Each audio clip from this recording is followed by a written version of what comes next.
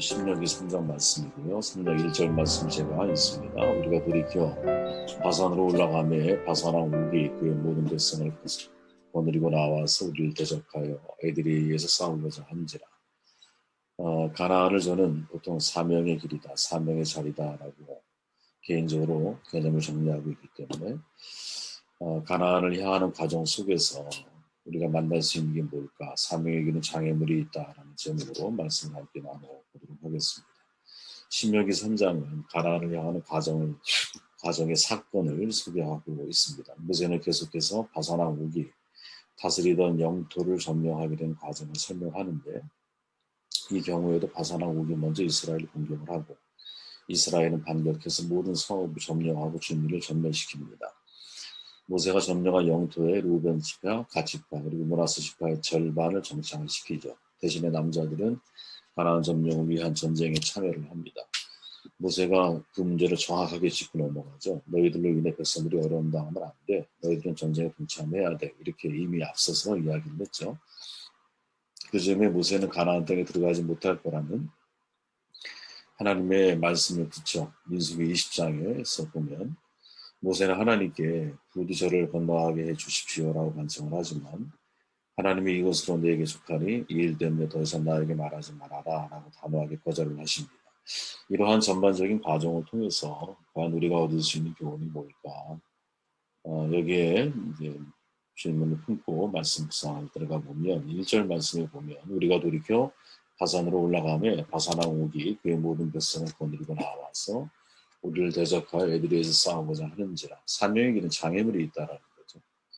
항상 우리가 이것을 잊지 말아야 된다고 저는 생각을 합니다. 어떤 사람이든 내가 하나님의 사명을 감당하는 자리에까지 가기까지 넘어서야 장벽이 너무나 많은 거죠. 그게 사람일 수도 있고, 또 그게 주어진 환경일 수도 있고, 육체적인 질병일 수도 있고, 내가 사명을 감당하지 못하게 만드는 세상적인 장애물이 항상 우리 가운데 있을 수 있다는 거예요. 신명기 전쟁은 가나안 점령 이야기가 아니거든요. 가나안에 들어가는 과정 속에서 벌어지는 이야기거든요.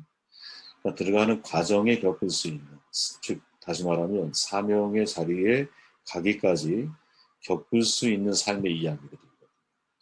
우리의 진짜 영적인 싸움은 가나안에서 시작이 되어야 되죠. 그래서 가나안을 향해 가는 길에서는 사실은 세상과 다투지 않는 것, 사람과 다투지 않는 것, 대단히 중요한 일이죠. 그죠? 물론 사명의 길을 세상은 쉽게 허락하지 않아요. 그렇게 사명의 길을 가는 신앙인의 싸움의 기술, 우리가 지난주에 나눴던 말씀인데, 첫째는 안 싸우는 게 제일 좋고, 두 번째는 싸우기 전에 하나님의 음성을 먼저 들으려고 애를 써야 된다는 것, 그 과정에서 싸움의 향방이 정돈이 된다는 것, 이 원리를 우리 잊으면 안 된다고 생각을 합니다. 그러나 문제는 세상은 끊임없이 우리가 사명으로 나아가는 데까지 계속 장애물을 만들어 놓는다라는 거예요. 헤스볼 왕이라고 하는 장애물을 넘어섰어요. 그죠? 2장에서 다투지 않기를 원하지만 세상의 다툼으로 등장을 해요. 그런데 넘어서고 나니까 또 다른 바산 왕이 장애물로 등장을 하고 있다는 거예요. 이 자체가 중요한 도전이라는 거예요. 가나안의 삶, 사명의 길 걷기까지 세상은 우리를 그대로 방치하지 않는다. 끊임없이 그 자리에 가지 못하게 만드는 영적인 싸움이 있다는 거죠.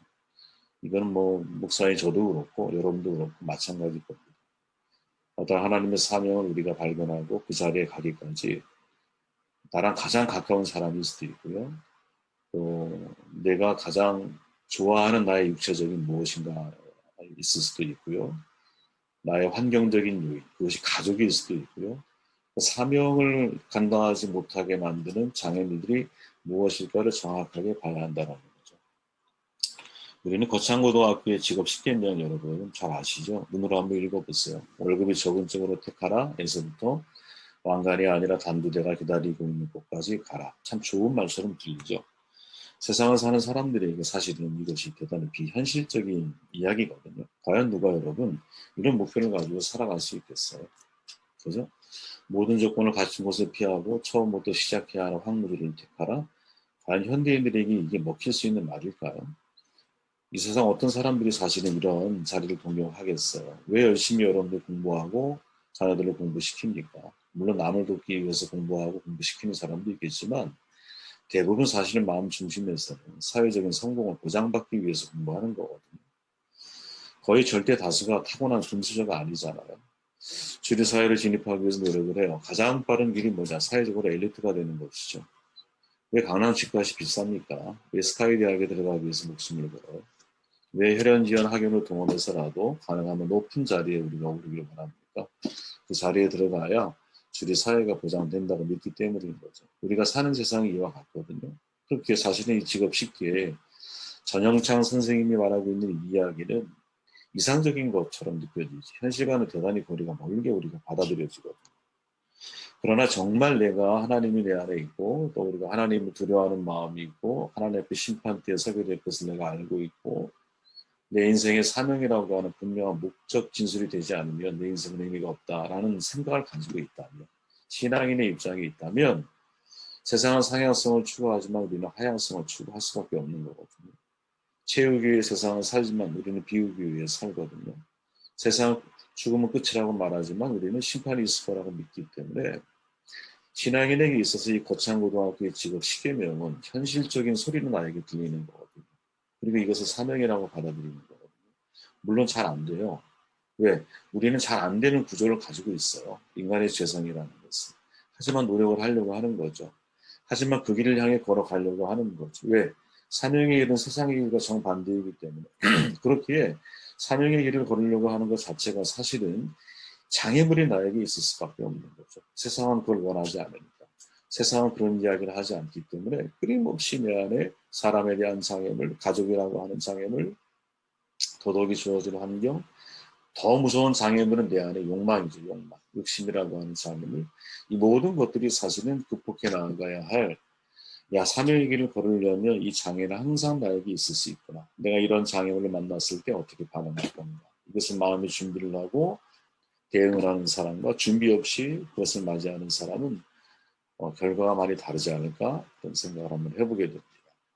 두 번째 18절 말씀 제가 읽어볼게요. 그때 내가 너희에게 명령하여 이르기를 너희 하나님 여호와께서 이 땅을 너희에게 주어 기업이 되게 하셨은즉 너희의 군인들은 무장하고 너희의 형제 이스라엘 자손의 선봉이 되어 건너가되 너희에게 같이 임하는 줄 내가 아노니 너희의 처자와 같이군 내가 너희에게 준 성읍에 머무르게 하라.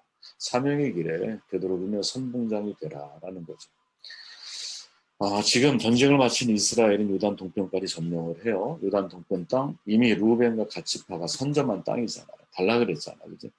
그 땅을 점령한 이후에 하나님이 말씀하죠. 그때 내가 너희에게 명령하여 이르기를 이스라엘 자손의 선봉이 되어 건너가라. 이렇게 이제 말을 하는 거예요. 은혜를 먼저 경험한 사람이죠.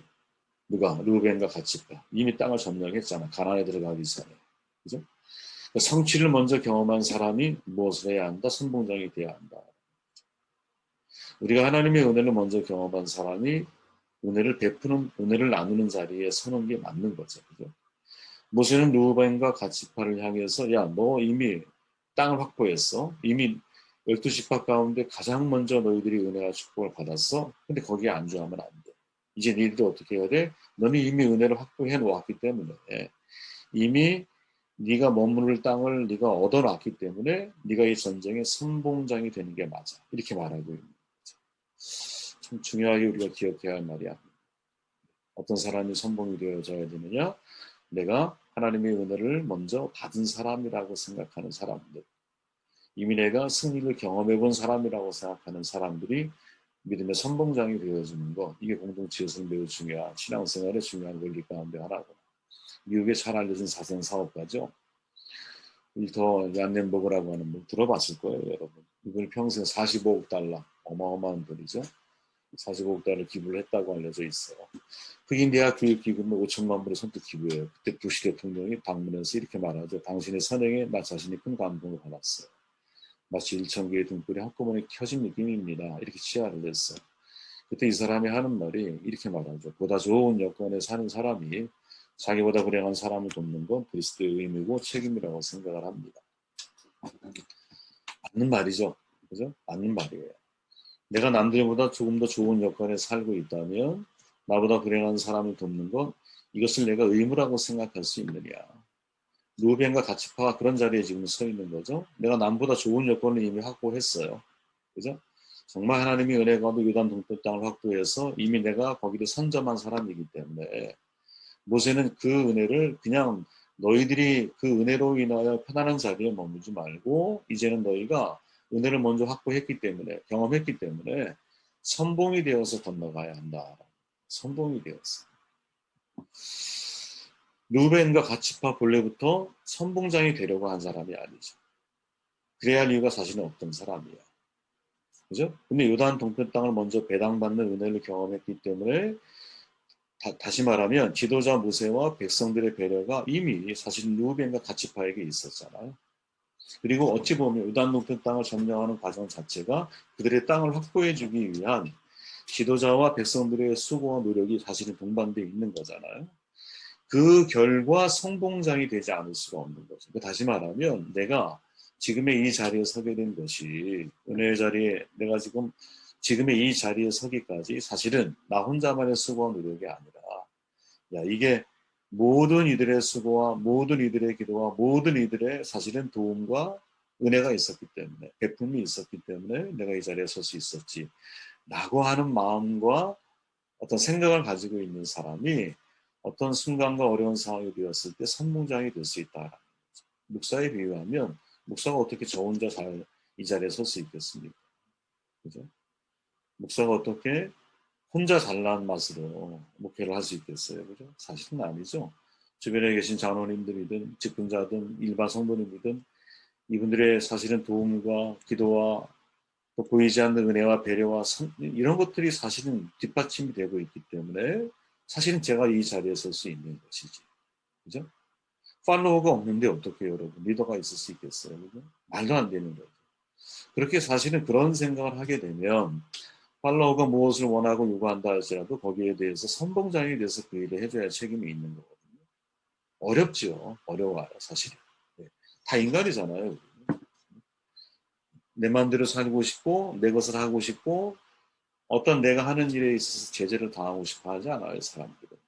하지만 그게 아니라는 거죠. 때로는 공동체를 위해서 그들이 원하고 요구하는 것들에 대해서 내가 통제하고 때로는 내가 선봉장이 되어져야 할 순간이 되었을 때는 그 일을 내가 감당하겠다라는 마음과 결단이 우리 가운데 늘 있을 때 사실 이게 공동체 안에서는 도움이 되고 서로가 유인할 수 있는 중요한 방법 가운데 하나라는 거죠. 27절 말씀을 읽고 정돈해 볼게요. 너는 비스가 산 꼭대기에 올라가서 눈을 들어 동서남북을 바라고 내 눈으로 그 땅을 바라봐라. 너는 이 요단을 건너지 못할 것이니라. 너는 여호수아에게 명령하고 그를 담대하게 하며 그를 강건하게 해라. 그는 이 백성을 거느리고 건너가서 내가 볼 땅을 그들이 기업으로 얻게 하리라 하셨느니라. 아멘. 사명의 길에 연결자가 되어야 한다라는 거죠. 항상 우리가 기억해야 할 중년을 넘기게 되면 항상 이걸 염두하고 살아가야 되지 않을까 하는 생각을 하게 됩니다. 하나님의 거룩함을 드러내지 못했다는 이유로 가나안 땅에 들어가지 못하게 됐죠. 모세는 간절히 원했던 것 같아요. 제발 아름다운 땅 레바논을 보게 해주십시오. 40년의 수건이었잖아요. 하나님이 이것이 내게 좋게 라고 모세의 청을 거절하시죠.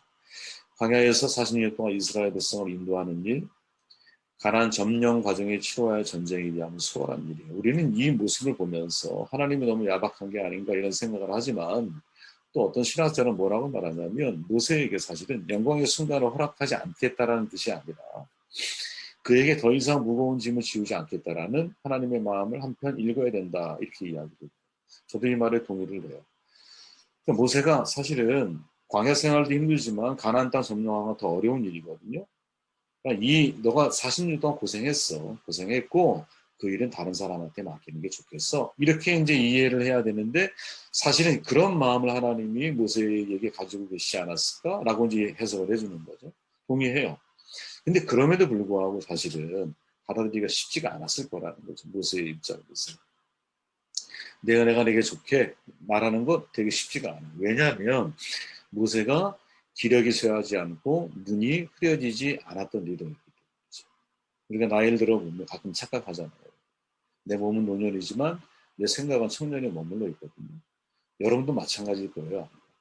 내 몸은 거울을 보면 내 나이는 자꾸 먹어가는 것 같아요. 육신은 자꾸 늙어가요. 그런데 내 생각은 아직도 20대고 30대에 머물러 있을 때가 있거든요.